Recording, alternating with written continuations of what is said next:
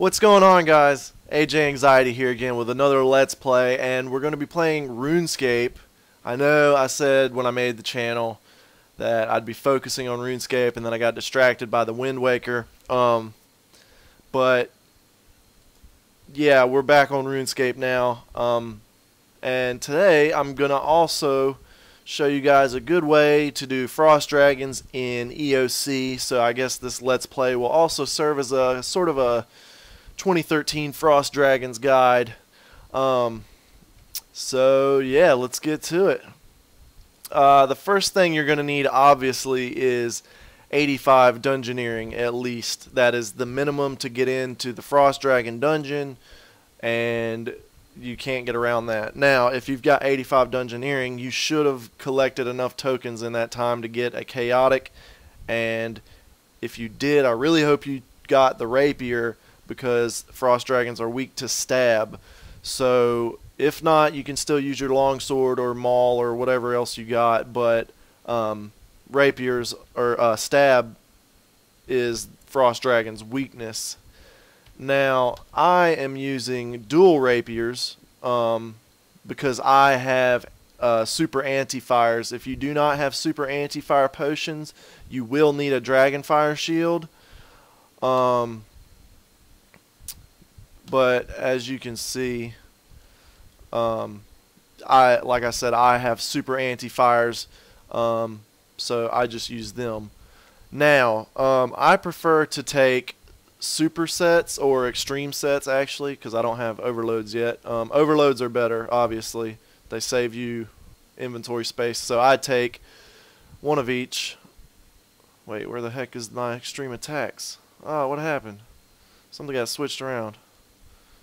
Oh, there we go. Okay, I take one of each, extreme attack, strength, defense, and then I also like to bring a prayer renewal, 2 prayer pots or flasks. Actually, I'll take 2 flasks, and obviously 2 super anti-fires. Now, as far as food, I just bring a few rocktails. Depending on your level, you might need more, you might need less. I can get away with literally 5 rocktails because I have Soul Split.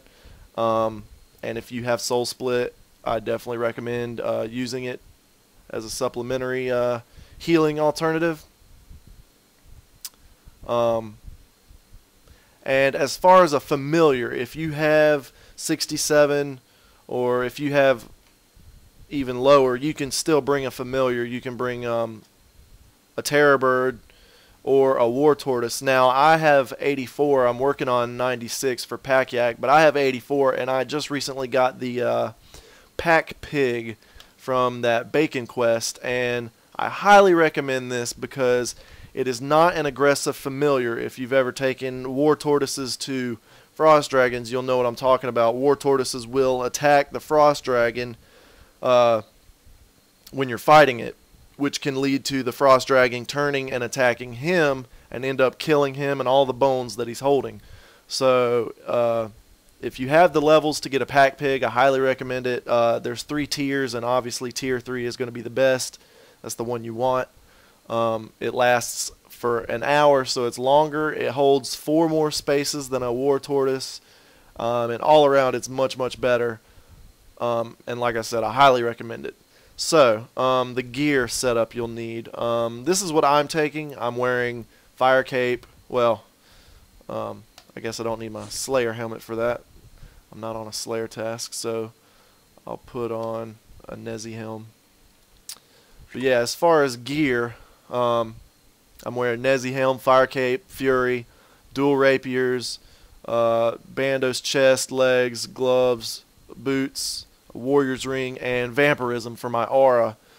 Aura's help, you definitely want something to help you out that extra little bit, even if you don't think it really matters. Every little bit counts. So if you don't have the levels for that gear, you can supplement it with Torags.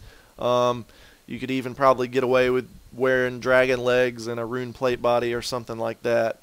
But obviously you're going to get hit for more, you're going to take more damage, and you're not going to be able to last as long and get as many kills. So take the best stuff you can. Don't risk too much because their special attack can make you KO yourself if you haven't been there before. It's happened to me.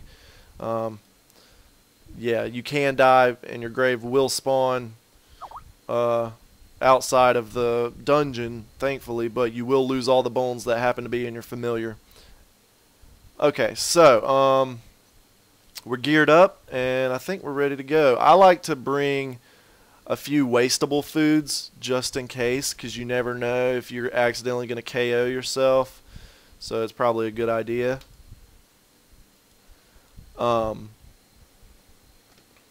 But yeah, I believe we've got everything, so why not get to it? Now, to go to the Frost Dragon dungeon, it is near where the guy with the smithing cape is, in Port Sarim, south of Port Sarim. So you're going to go to Port Sarim, tele to Port Sarim with your lodestone. If you haven't already unlocked it, definitely do that.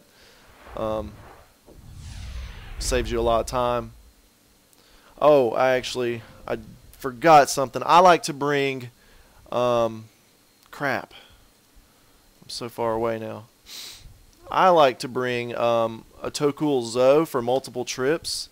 The Tokul Zo is a ring you get from one of the not the Elder Kiln quest, but what are they called? The Tazar quest series or whatever. Maybe it was the Elder Kiln. Anyway, the Tokul Zo, definitely something you want. It gives you unlimited teleports to straight to a bank. They've got 3 different banks there. I bring it just for a teleport item. Obviously, it's not an instant teleport. It definitely, you cannot be in combat. Well, you can if you're if you're quick and smart about it. You can get away with it, but it's not for emergencies. This is for strictly for teleporting. Don't rely on this for emergencies. Ideally, you would like to bring a teletab or something, one-click teleport with you just in case, especially if it's your first time going. And once you get to Port Sarim, you just run south, and it's pretty convenient. They've got a summoning obelisk right here and a church that you can renew your prayer at on the altar. Now, you run down here to this dungeon entrance, and you'll just go inside and run like you're going into the ice here.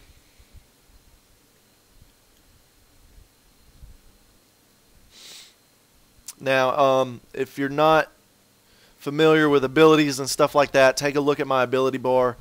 The way I have mine set up, I have my basics 1 through 5, and then I've got 2 thresholds, or 3 thresholds, 6, 7, and 8, and then an ultimate for 9, and then the rest are prayers. You can substitute these prayers with lower level prayers, but if you do not have Soul Split, or if your defense level is lower, you might want to use protection prayers here, depending on your levels, like I said.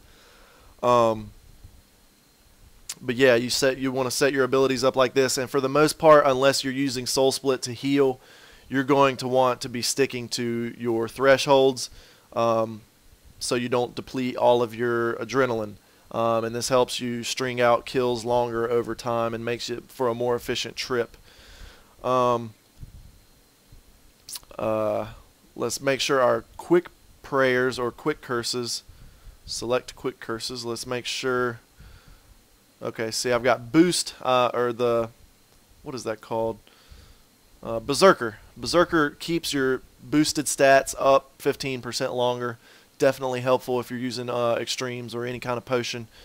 I use that for my quick curse on that particular one. You can also put protect prayers there too, but I think since I'm using extreme defense, I might not need it.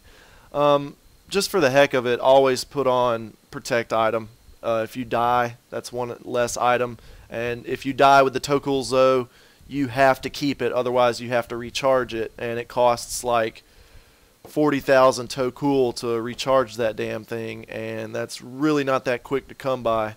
So definitely want to use that for one of your quick curses. And first things first, I like to start up the aura, which is vampirism. This helps me recover a little bit extra health for each amount of damage I do. And then I'll turn on my quick curses. I'll pot up and drink super anti-fire, and then I will go in. And when you go in, you'll see there's 2 different areas where you can kill them. Pretty much just go for the one that looks empty. I usually go to the west here. Looks pretty empty to me. And so I'll start fighting them. And you always want to use abilities. Always, always, always. I mean, you can get away without using them, but you're not. If you're going to use momentum and take the chance of going away from the keyboard or not paying attention, you will end up killing yourself, and that's not what you want. So always use abilities and keep your eye on the screen, because they have a special attack. Well, not really attack, it's a special defense that a blue orb pops up, and any damage you do is reflected 100%. So it's very easy to KO yourself, and you definitely want to watch out for that. But as you can see here, I'm using thresholds. It took him down really quickly. I mean, I'm pretty high level, and I've got extremes and turmoil and stuff like that. But yeah, it makes for some pretty quick kills even if you're using basics. It's really not too difficult once you get the hang of it. It's much easier than bossing. It's guaranteed income. You know, you're not just hoping for a good drop. You're not hoping for that drop. You know, you get bones every time. I'm not sure what the prices are right now, but I'll do a price check in a second. Last I checked, they were 14K, 13K, which is pretty good. That's about 2 mil an hour. I make usually at least $1.5 million every trip. So it's pretty good money. It's steady money, which is the important thing. I mean, I know there's better money making methods out there, but if you're flat broke, you can come here and start making money. So, but yeah, that's pretty much it. I always wait to summon my familiar until my inventory's full, just for that extra 5 or 10 minutes. It can make or break a trip. And I always pick up my Crimson Charms. I don't bring my Charm Collector here because he takes up too much space. But yeah, as you can see, I just keep using thresholds and pretty much takes them down with one ability.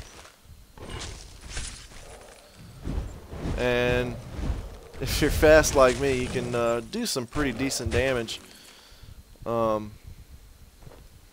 Definitely extremes. I recommend extremes highly. Overloads even more so, but I don't have them. Working on that as well. I'm only 90 Herblore at the moment. But yeah, see, I'm about to summon my Pack Pig, and he holds quite a bit, so I'm going to dump all those inside of him. And then continue fighting. And I usually only drink 1 dose of my potion every time I walk in. That's why I use the Berserker Prayer to extend the amount of time I get off of my extremes. You can pot up more if you like, but that just cuts into your profit because you have to spend money making potions. So really, you know, I just try to make my trips as efficient and clean as possible so that I can have maximum profit. And always keep an eye, if you're using super anti-fires, always keep an eye on that timer. You can die very, very quickly if you don't pay attention to that. But yeah, other than that, the only thing you really have to watch out for is if you're not using a Pack Pig, you have to make sure your familiar doesn't start attacking the dragons, because they can definitely kill the familiar in no time, especially if it's a terror bird. Terror birds are very, very low hit points. So I do not recommend them personally, but if you have no other option, it's not a bad idea. Just keep an eye on it. But yeah, there's really not much more to it than this. You know, when you fill up your familiar in your inventory, you telly to the Tazar volcano and drop your stuff off at the bank and head back for another trip. I think I can manage about 3 to 4 trips an hour, which gets me closer to 2.5 mil an hour if the bone prices are up. I think I was making close to 3 mil an hour when bone prices were 15K each. That being said, the amount of money you make per hour depends incredibly heavily on how much the bone prices are. It's, you know, basic economics. But yeah, other than that, it's pretty straightforward. Nothing special, just like killing any other dragons, you know, except they have a special attack, you know. Have yet to see it because I kill them so damn quick. I'll try and get that on camera for you guys so you can see what I'm talking about. Oh yeah, they drop sharks too. See, I'm about to run out of anti-fire here. They drop sharks. Definitely pick those up if you've got room for them. See, I gotta store some stuff in him again. See, he holds quite a bit. It doesn't take me long to fill up at all. And see, I pretty much use basics and thresholds the whole time. Like I said, the only time you really need to use an ultimate is if you're using Soul Split to heal up, or even Vampirism, but I think Vampirism has more of a cap on it than Soul Split. I'm not too sure about that. But like I said, me personally, I like to keep my adrenaline up so that I can just continually plow through these guys, because you want a smooth, continuous trip. You don't want to get slowed down at certain parts. So for a smoother trip, definitely stick with thresholds and basics. Alright, so I still haven't got a special defense ability from these guys yet, but that's okay. I'll just poke one and... Uh-oh, I'm getting double teamed. Alright, that plan backfired. Yeah, if you get double teamed, you definitely want to take them out, because the second they start attacking you, the timer for their special defense ability starts. So I wouldn't be surprised if he pops his blue orb up here in a second. See, yeah, right there, it popped up. Anytime I do damage to him during this time, it circles around 3 times and goes away. So there it is, it should go away. Yep. Anytime you hit him, when that is up, the damage will be reflected back to you 100%.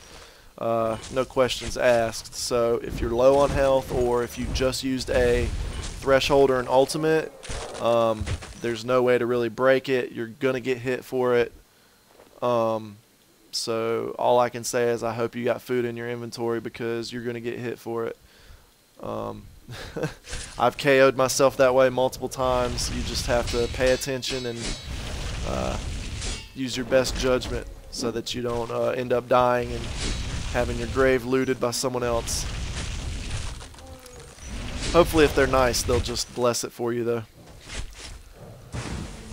But yeah, as you can see, I'm plowing through these guys pretty quick. I highly doubt, unless you're using the exact same setup I'm using, that you guys will get the same amount of kills.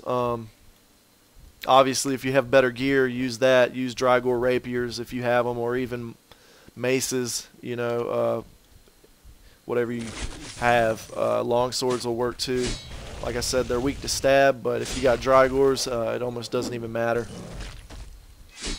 because you could probably make much faster kills than I'm getting with Drygores. If you don't have extremes or overloads or anything like that, but you do have high level prayer, you can use turmoil. I choose not to unless I run out of prayers or pots. I mean, see, like right now I'm at 108, so usually by then I'd start using turmoil and stuff, because 108's not, that's about halfway diminished. So most of the time I'll throw on turmoil like that, and you'll see me hit like friggin' 3Ks, 4Ks with basic abilities, which is almost crazy.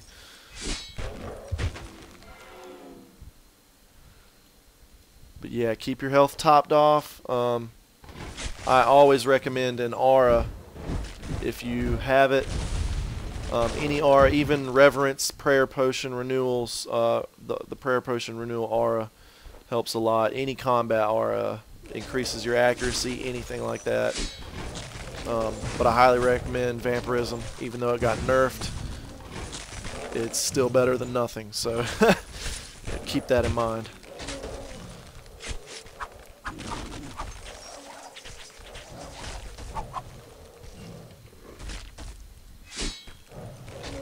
Okay, see, I just got hit for that basic that I hit on him for 1,000. So 100%, like I said, 100% of the damage you do to him during this time gets reflected back to you.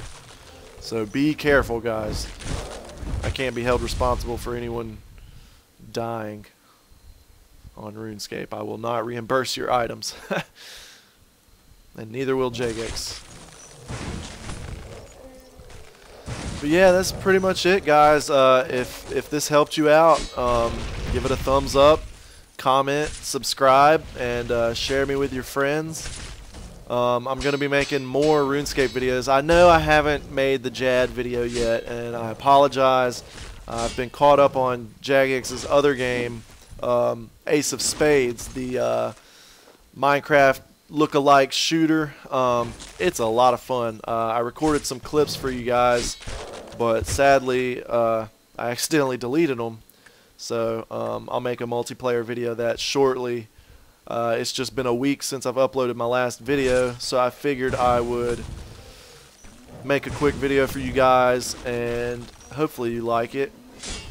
And if this helped you with Frost Dragons, give it a thumbs up, subscribe, show it to your friends, and yeah, just watch out for their blue orb. Don't intentionally hit it like I just did right there. But as soon as I finish this trip, I'm gonna pause the video. And like I said, I am going to make that multiplayer video for Ace of Spades shortly.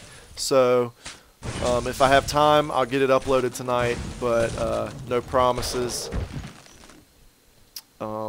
And I've also been getting stuck on Fallout 3 lately. I've got it ever since I got my computer. I downloaded it and started modding it. But the sad thing is Fraps does not want to record it, so I don't know what I'm going to do about recording software for that.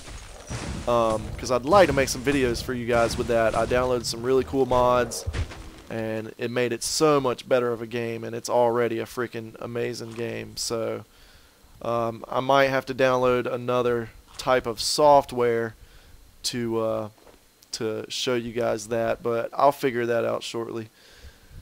But yeah, that's it. Now I just teleport back to the bank